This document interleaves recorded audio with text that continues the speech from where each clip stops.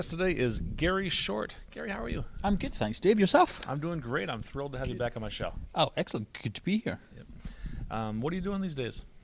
So right now I work for a Microsoft Gold partner in the UK called Black Marble, where I'm the head of data science. Data science. Now, I heard that term for the first time a couple days ago from you. What is data science?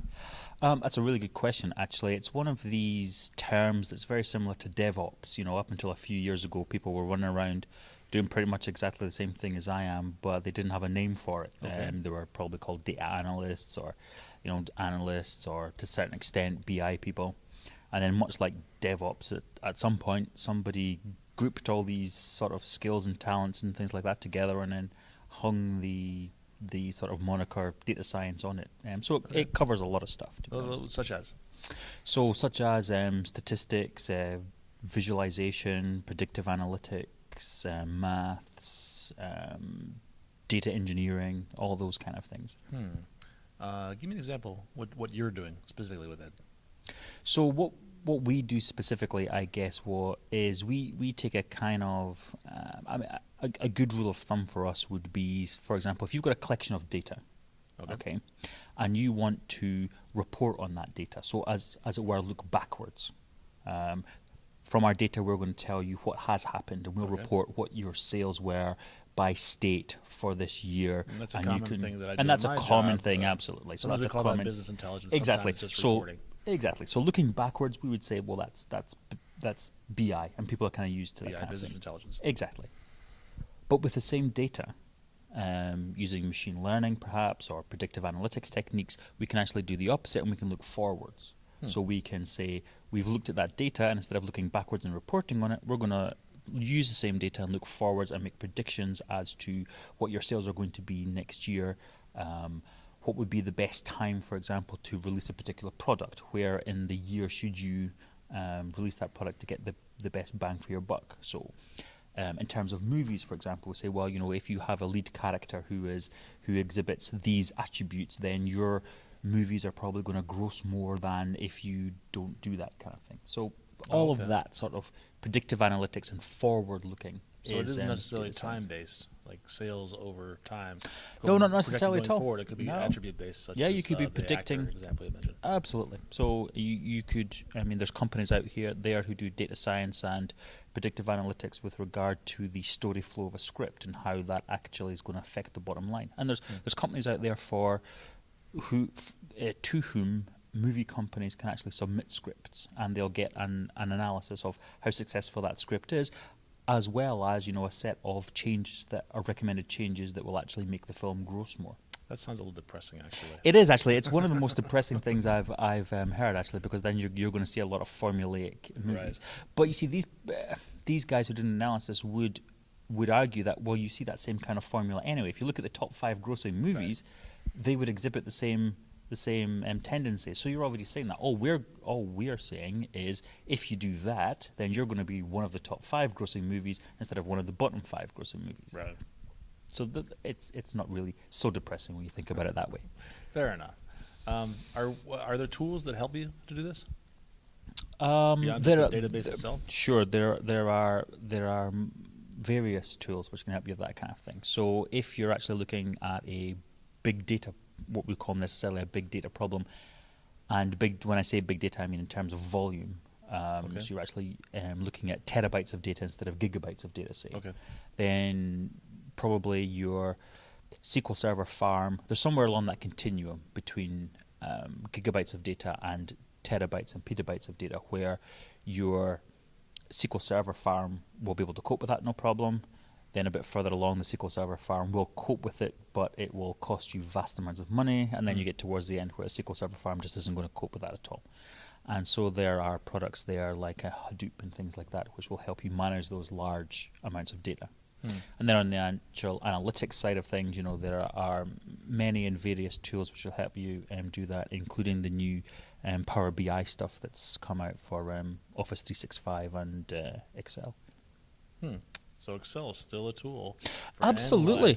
Absolutely. Data. Excel is still a tool. I mean, and people kind of get caught up with this idea that data science has to do with big data, and that big data has to do with big volumes of data. I Right.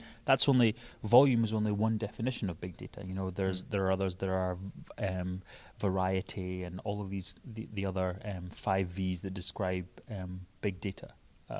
So it's not necessarily volume the whole time. Okay. And also, people will get confused with the fact that you can only do data science on this large amount of data, which again is just not true. I mean, you can do the similar kind of predictive analytics for one example. You can do that on very small amounts of data. I mean, you can be running, as your Americans say, your little mom and pop stores, and they probably don't even generate a gigabyte of sales data in a year. That will easily fit in an Excel spreadsheet. But you can still do that same kind of analytics as you would do for a multinational company. Well, are the processes the same of analyzing The processes small are amounts of data versus large amounts of data? Yeah, absolutely. So, Okay. well, in terms of the actual analytics, Right. the processes are the same. Obviously, in terms of data preparation, data curation, and data storage, the processes are obviously vastly different. What's that? But at the point where you have captured the data, then when you're going forward to analyze it, then the analysis and the process of analysis is exactly the same. So tell me a little about what you're doing specifically. Are you writing code to figure out the data? Are you writing SQL queries? Are you bringing it into Excel and doing pivot tables? What does it mean to be a data scientist? So basically all of that kind of thing. I mean, there are lots of skills that come under. I mean, generally there are not data scientists as people. Okay. Because generally a single person will not exhibit all of the skills that you require to have a successful data science team. So you will normally find that data science is a team within an organization. Okay. And so you'll have people who do the statistics and the maths and the predictive analytics. You'll have other people who are database specialists, and not necessarily database specialists, but data specialists. So there's a difference, obviously, in the skill set you require. If you're operating a SQL Server data farm, that'll be a different set of skills from if you're running distributed Cassandra database, or whether you're running Hive over Hadoop. So there's those data engineering skills.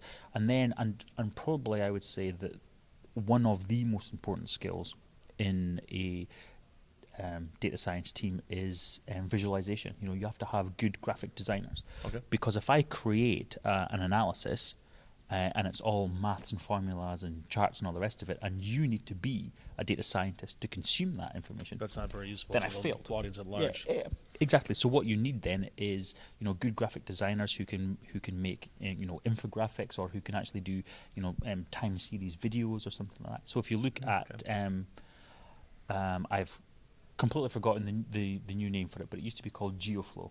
Within Power BI, you've got mapping technology there. Okay. But if you've got a time series, you can also show a video of it changing over time. So there's all these kind of new visualizations that are coming up for visualizing the kind of data that's come out of data science. Yeah, and I would actually disagree slightly on this, that I don't think you have to be a graphic designer to be able to produce those. You just have to understand what good visualization is and how to produce that. There are tools that can help you along the way.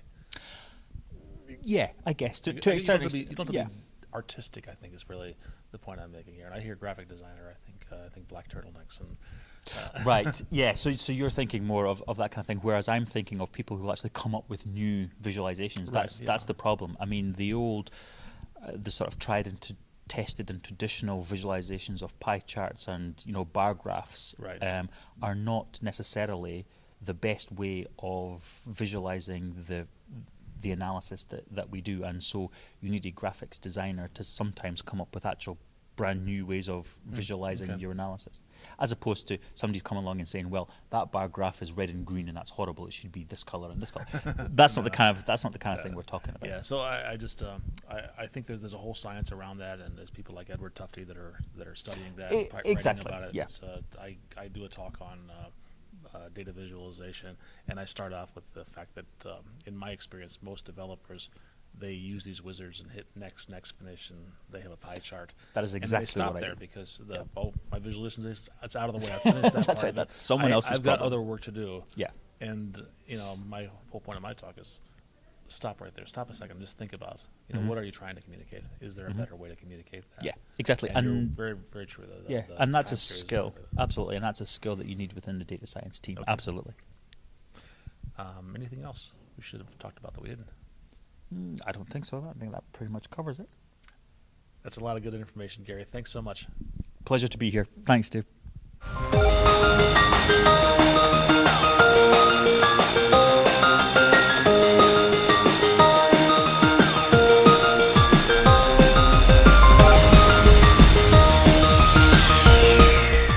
So once again, David Giard has shown us that there's nothing better than technology and friends.